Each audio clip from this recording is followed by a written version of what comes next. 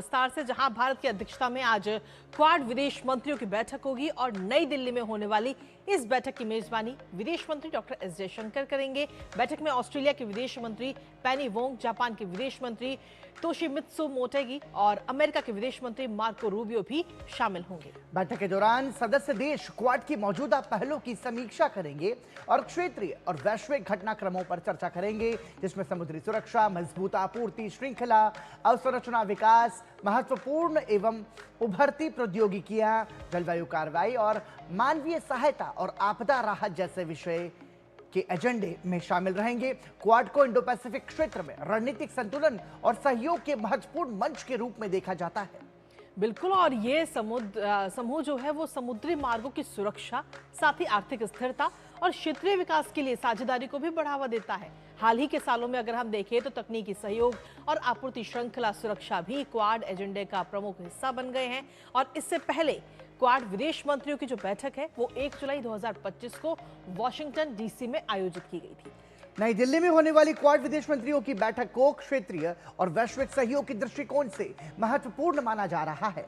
इससे Indo Pacific क्षेत्र में रणनीतिक साझेदारी और बहुपक्षीय सहयोग को नई मजबूती मिलने की संभावना है।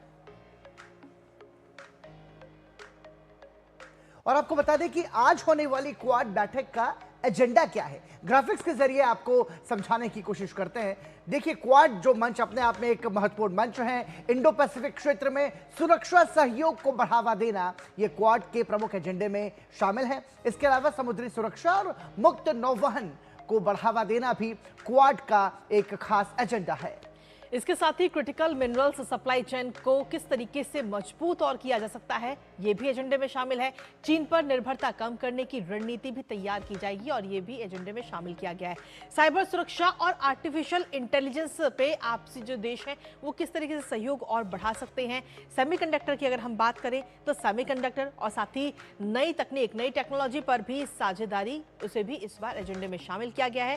टेररिज्म, आतंकवाद के खिलाफ भी सहयोग सभी देश करते नजर आएंगे। ऊर्जा सुरक्षा और साथ ही जो वैश्विक संकट इस समय बना हुआ है उस पर भी चर्चा होने की पूरी उम्मीद है, उसे भी शामिल किया गया है एजेंडे में। व्यापार और कनेक्टिविटी को किस तरीके से और हम बढ़ा सकते हैं सभी देश आपस में मिलकर, क्वाड देश जो हैं, और क्षेत्रीय स्थिरता को बढ़ावा देना भी प्रमुख एजेंडे के तौर पर इसमें शामिल किया गया है। और इसके साथ साथ कृतिका, रणनीतिक साझेदारी को मजबूत करना भी क्वाड देशों का एक महत्वपूर्ण एजेंडा है और वैश्विक और क्षेत्रीय चुनौतियों पर समन्वय कैसे बनाया जा सके, आर्थिक विकास कैसे आगे बढ़ाया जा सके, ये महत्वपूर्ण है। तो ये तमाम सारे क्वाड के एजेंडे, जिसमें इंडो पैसिफिक क्षेत्र में सुरक्षा सहयोग को बढ़ाना भी अपने आप में महत्वपूर्ण है। इसके साथ ही आखिर क्वाड क्या है और इसकी जो स्थापना है, मतलब ये जो संगठन है ये क्यों बनाया गया, ये भी आपको समझाते हैं। देखिए, क्वाड जो है उसका पूरा नाम है क्वाड्रिलैटरल सिक्योरिटी डायलॉग,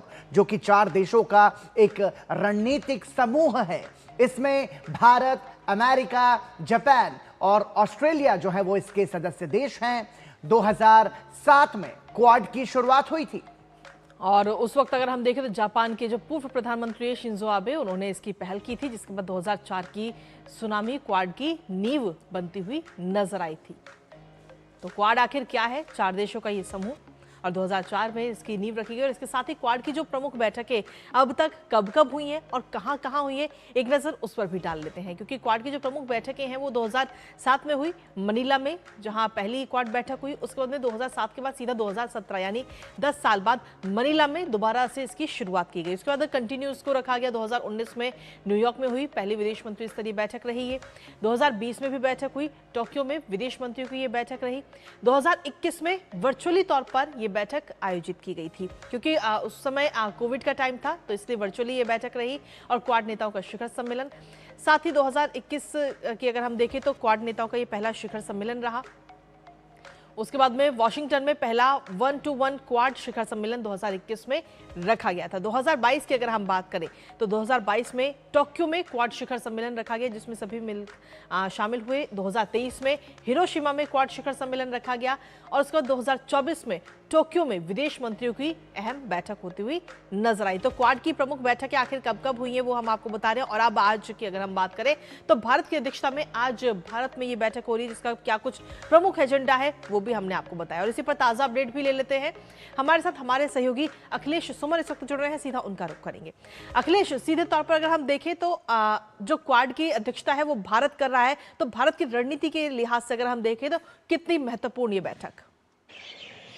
देखिए, निश्चित तौर पे ये बहुत ही महत्वपूर्ण बैठक है, क्योंकि क्वाड भले ही वो सुरक्षा संगठन के रूप में क्वाड्रिलेटरल सिक्योरिटी डायलॉग के रूप में शुरू हुआ था, लेकिन बाद में क्वाड ने विकासात्मक मुद्दों पर भी सहयोग बढ़ाना शुरू किया।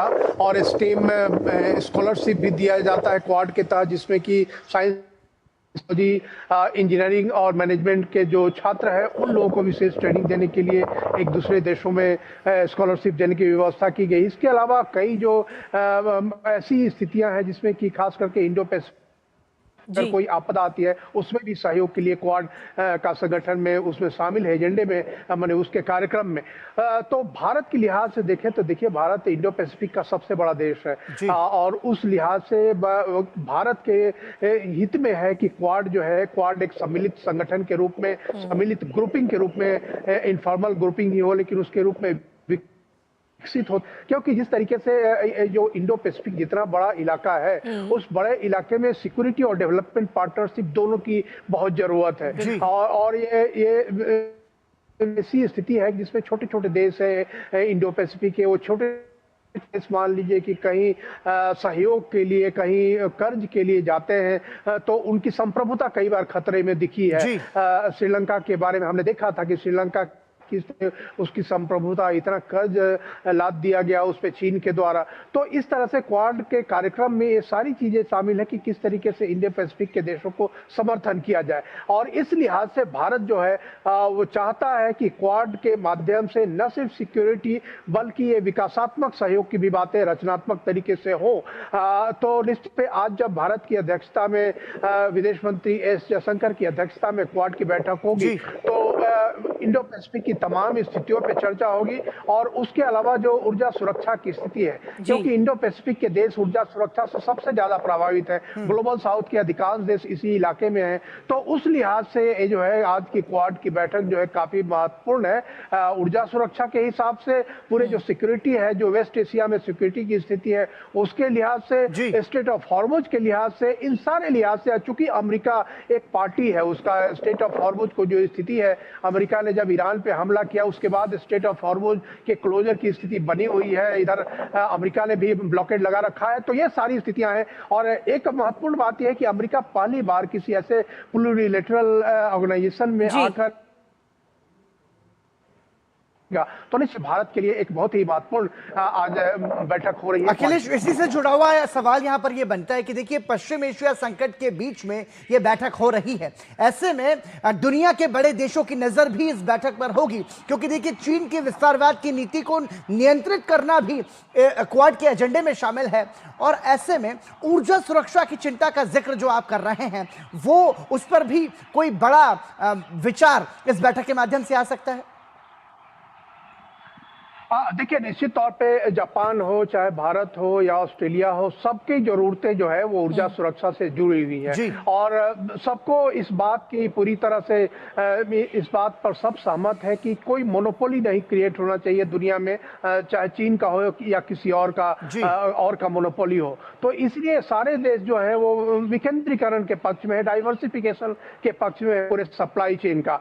और इस सप्लाई चेन को डाइवर्सिफिकेशन करने में ये चारों देश जो है वो शामिल होके, और ये चारों देश अपने सहयोग से डाइवर्सिफिकेशन कर सकते हैं। और ऊर्जा सुरक्षा की जहां तक बात है तो निश्चित तौर पे अमेरिका पर एक दबाव बनेगा इस क्वाड बैठक के तहत भी कि वो ईरान के साथ जल्द से जल्द कोई इस तरीके का समझौता करे ताकि स्टेट ऑफ हॉर्मुज की जो स्थिति है वो पूरी तरह बंद है, स्टेट ऑफ हॉर्मुज को खुलवाया जा सके और दुनिया की जो आर्थिक जो गतिशीलता है, आर्थिक गतिशीलता फिर से बहाल हो, फ्यूल के सप्लाई जो है, एलपीजी सप्लाई है, ये सारी चीजें बहाल हो। तो आज क्वाड की बैठक इन दोनों मसलों के लिए बहुत ही महत्वपूर्ण है। पराक्रम, बहुत बहुत शुक्रिया तमाम जानकारी और अपडेट्स हमारे साथ साझा करने के लिए। अखिलेश, आप लगातार आज होने वाली इस महत्वपूर्ण बैठक पर अपनी नजर बनाए रखेगा। फिलहाल शुक्रिया।